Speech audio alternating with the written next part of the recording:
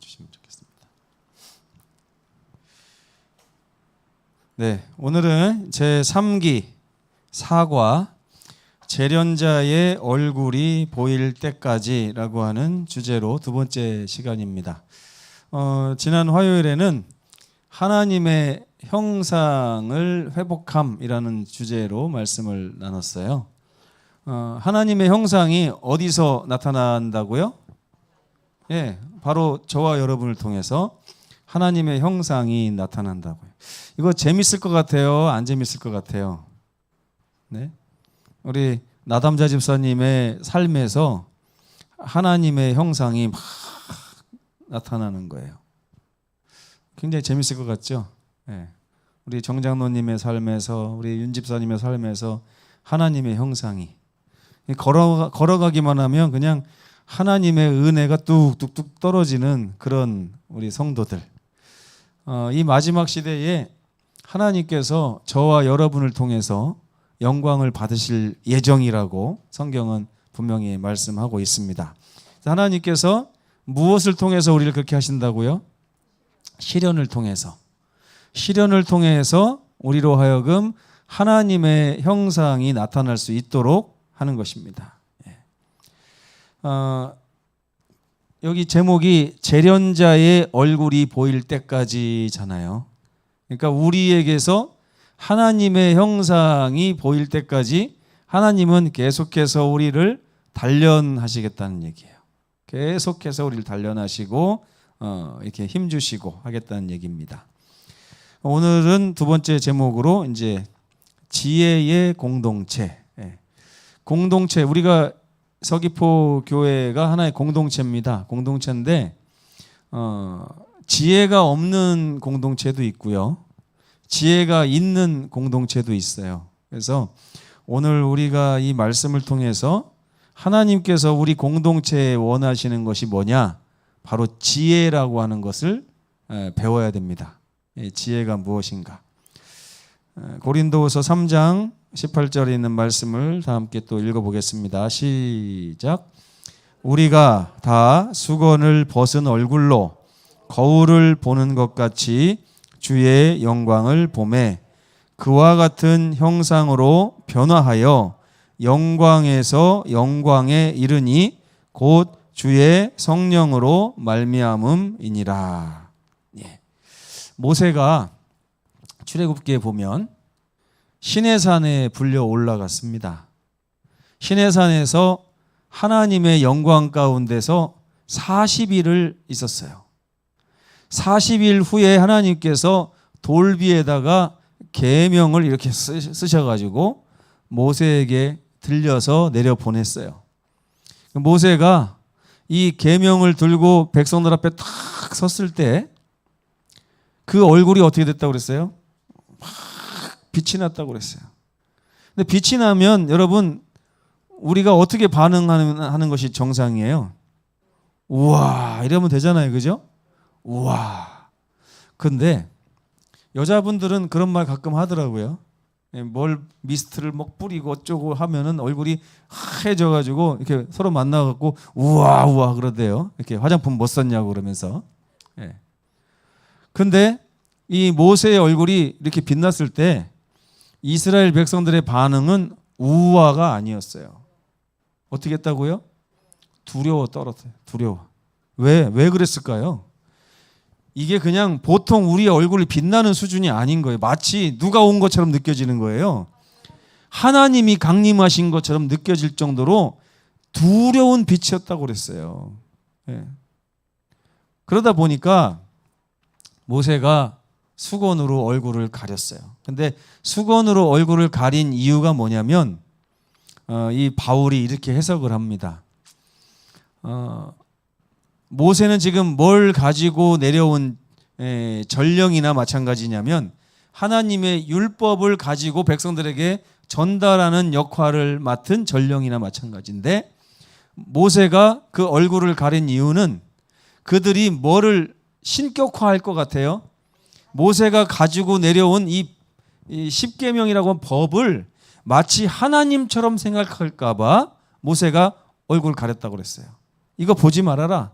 이거는 곧 중요한 게 아니고 우리가 진정으로 바라봐야 될 것은 이 계명을 통해서 계시되는 하나님을 봐야 된다.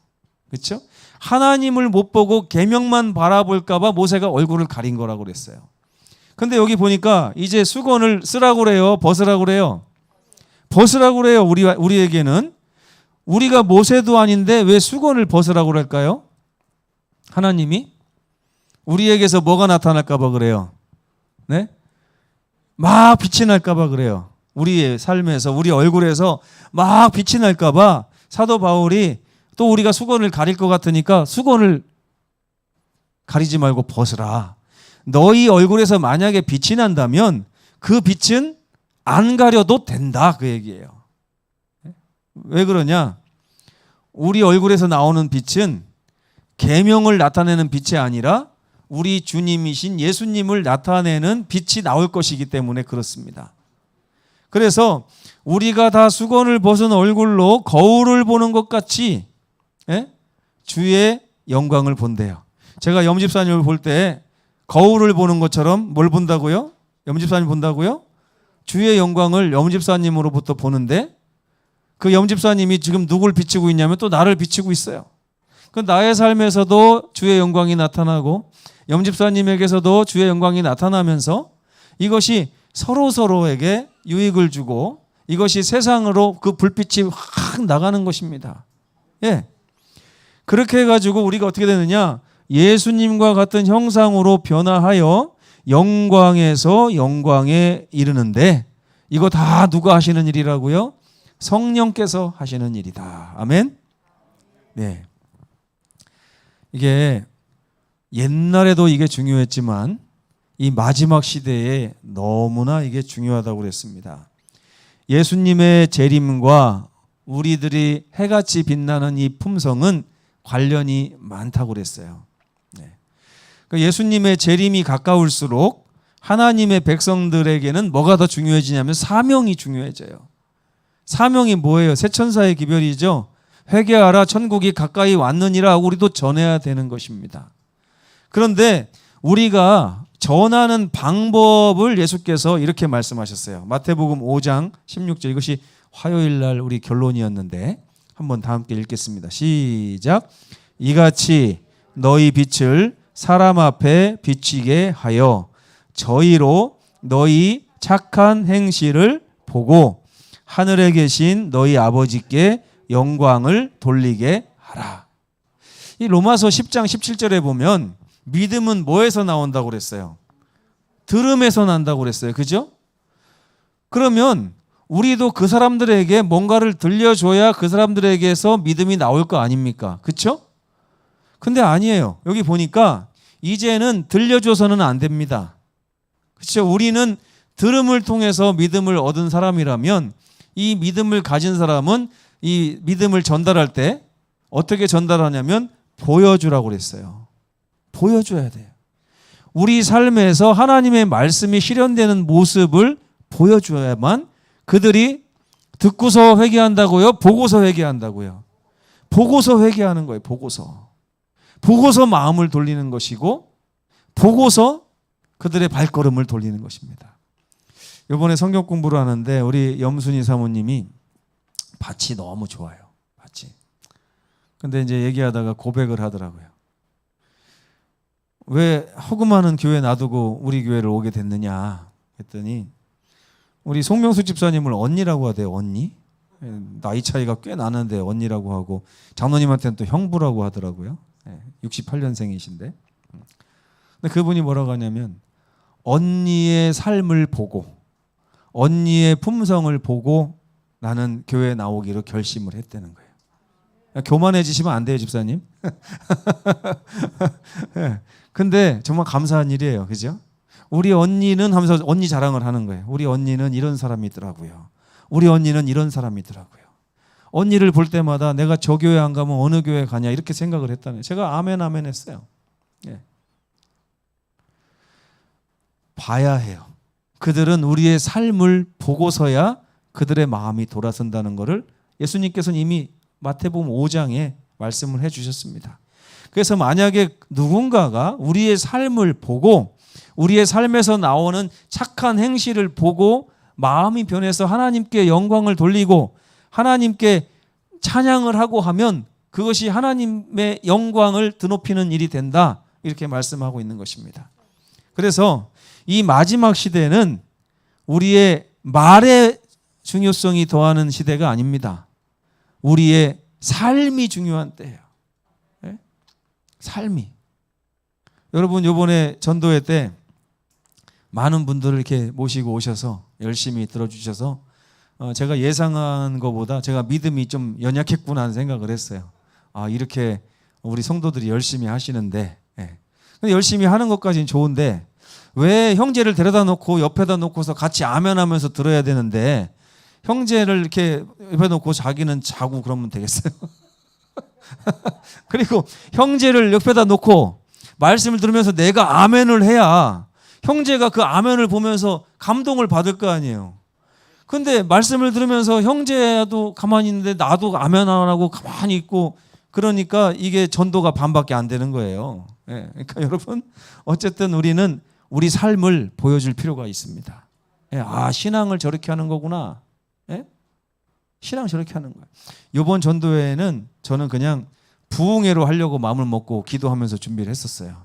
우리 성도들에게도 천국 복음을 좀 알려줘야겠다. 근데 하나님께서는 아니라고 하시더라고요. 우리 성도들을 제가 좀 이렇게 기대를 덜 한 것 같습니다. 근데 너무 열심히 이번에 기도해 주시며 참여해 주셔가지고 2명의 이렇게 영혼이 내일 이제 거듭날 수 있게 되었습니다. 하나님께 영광을 돌립니다. 그래서 이 착한 행실이 무엇인지를 화요일 날 배웠어요. 착한 행실이 뭘까요? 네? 뭘 착한 행실이라고 할까요? 우리가 생각하는 착한 행실이 아니에요. 여기 3번 읽어볼까요? 우리는 착한 행실을 하기 위해서는 예수님 옆에 가 있어야 돼요. 예수님이 계신 곳에 우리도 있어야 돼요. 그리고 예수님께서 뭐 하시는지를 보고 나도 그 일에 동참을 해야 돼요.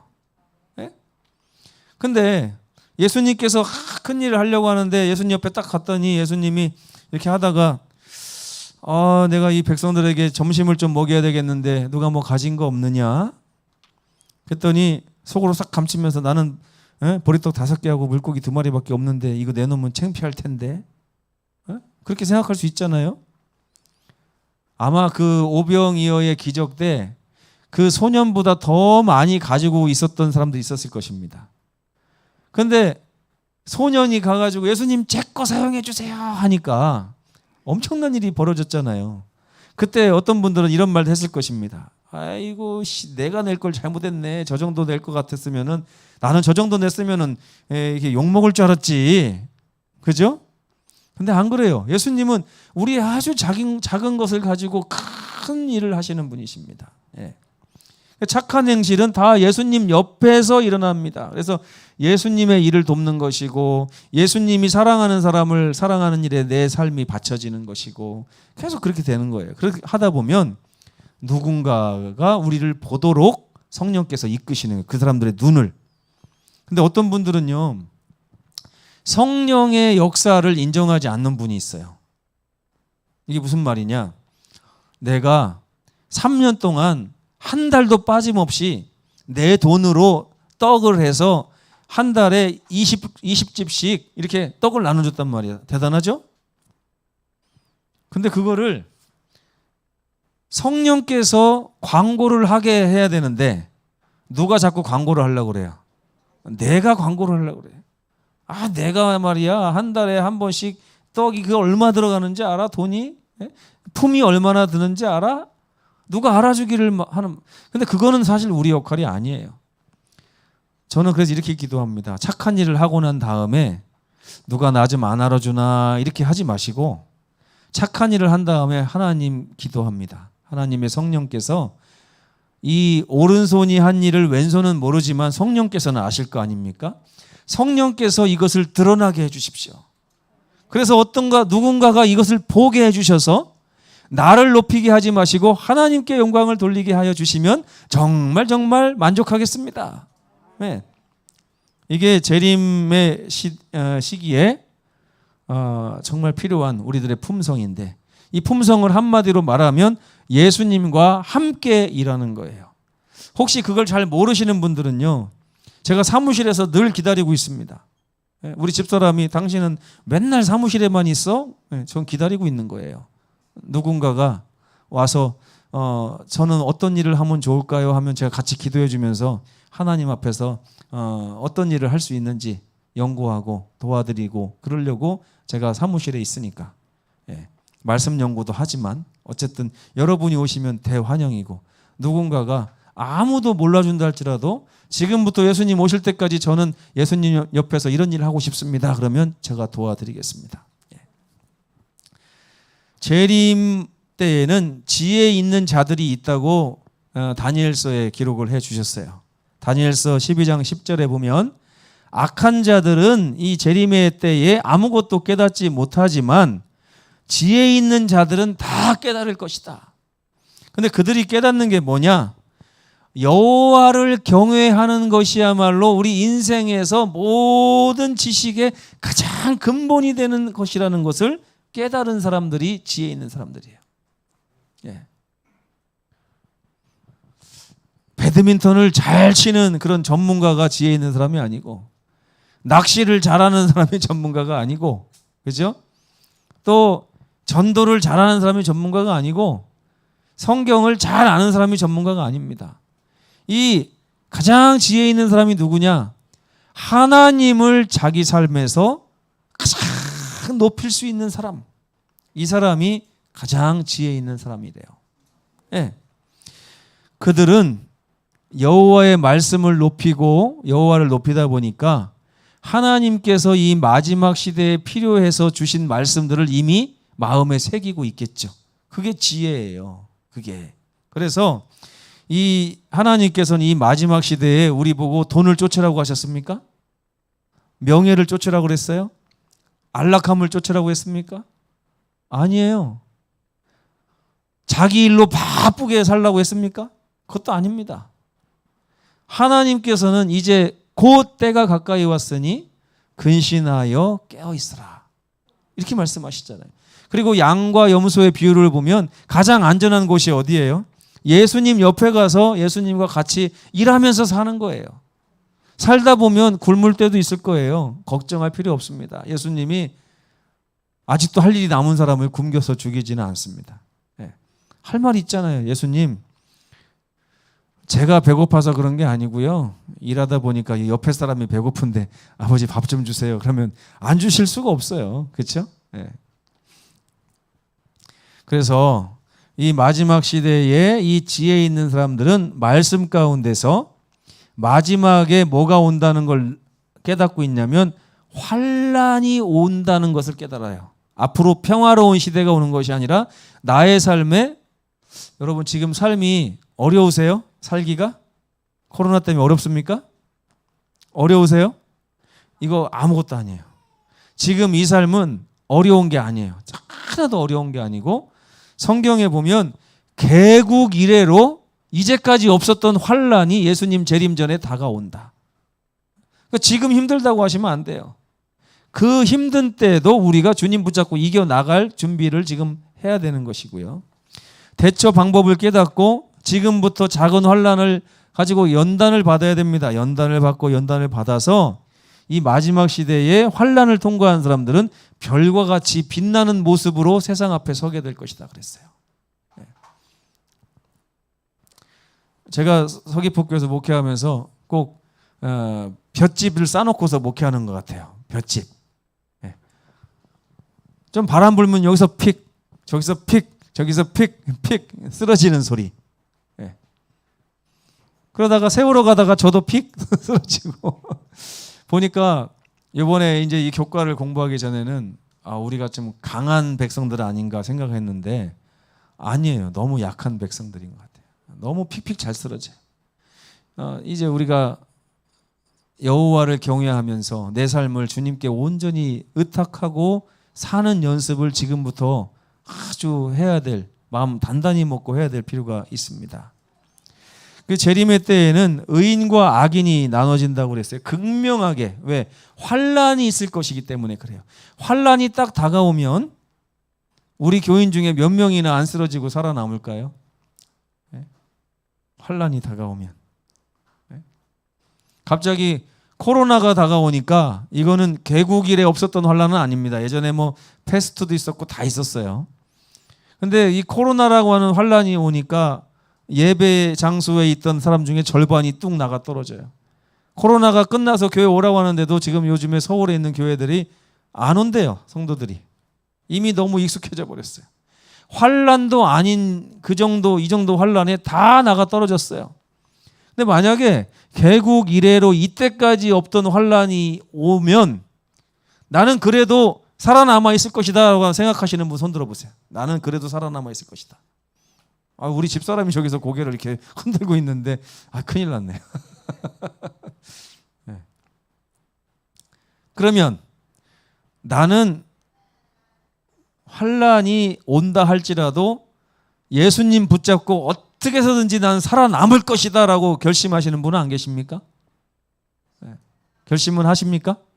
네. 살아남으셔야 돼요.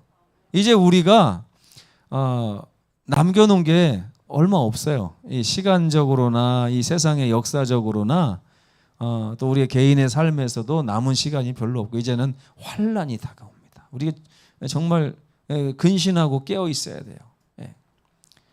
그래서 그때 또 다니엘서에 보면 많은 사람이, 적은 사람이 아니고요. 다행히 많은 사람이 연단을 받아 스스로 정결하게 하며 희게 할 것이다. 근데 악한 사람은 악을 행할 것이다. 환란을 넘겨가지 못하고 넘어지게 될 것이다. 이게 교회 안에 있는 사람은 다 살아남는다는 소리가 아닙니다. 교회 안에도 넘어질 사람이 있고 정결하고 희게 될 사람이 있다는 거예요. 이제 하나님께서 다 버려라 할 때가 왔다는 것을 다 느끼는 거예요. 그래서 이제 하늘이냐 땅이냐를 놓고 선택할 때 내가 나는 하늘 갈 거야 라고 선택하는 사람들은 그게 환란을 이겨내고 정결하게 돼서 하얗게 하나님 앞에 서게 될 것입니다. 하나님께서 허락하시는 시련을 믿음으로 극복하는 자들은 승리할 것입니다. 그래서 이런 사람을 지혜 있는 자들이라고 하는데 이 지혜 있는 자들은 궁창의 빛과 같이 빛날 것이고 이 사람들을 통해서 많은 사람들이 옳은 길을 발견하고 그 길로 찾아오게 될 것이라고 그랬어요. 그러니까 여중에는요. 여러분들의 삶을 보고 옳은 길을 찾아오는 사람이 있는가 하면 여러분들의 삶을 보고 악한 길로 빠질 사람들도 있습니다. 여러분들이 어떤 빛을 바라느냐에 따라 그렇게 되는 것입니다. 그리고 이렇게 다른 사람을 옳은 대로 돌아오게 하는 사람은 등불과 같은 사람이 돼서 별과 같이 빛나게 될 것이다. 이 마지막 시대에는 별과 같이 빛나는 사람들이 많이 필요하다고 하나님께서 말씀을 하십니다. 근데 이렇게 별과 같이 빛나는 것에 대해서 어떤 분은 나 혼자서 그렇게 하겠다는 분들이 있더라고요. 교회 나와 보니까 시험거리들이 많아요. 정장로님하고 같이 신앙을 하다 보니까 정장로님 덕분에 내 신앙이 더 좋아졌어. 이렇게 하면은 얼마나 좋겠어요. 근데 하다 보면 목사님 때문에도 넘어지고 장로님 때문에도 넘어지고 집사님 때문에도 넘어지고 하다 보니까 어떤 분이 이런 결심을 하는 거예요. 나는 하나님은 믿는데 교회는 가기 싫어. 하나님은 믿는데 교회 가면 내 신앙에 손해를 봐. 장로님들이 뭐 똑바로 하는 사람이 있어. 목사님이 잘 가르치기를 해. 집사님들이 이렇게 영적인 사람이 있어. 나는 가면 손해만 봐. 어떻게 나한테 그렇게 말할 수가 있어? 어떻게 저렇게 신앙할 수가 있어? 하면서 이런 생각을 가지는 분들이 있다는 거예요. 그래서 교회를 떠나려고 하는 분도 있고. 근데 바울이 뭐라고 그랬어요? 에베소서 4장에 보면 교회는 그리스도의 몸이다. 그래서 사람은 품성의 성장과 함께 밝게 별과 같이 빛나야 되는데 혼자서는 그렇게 될 수 없다는 거예요.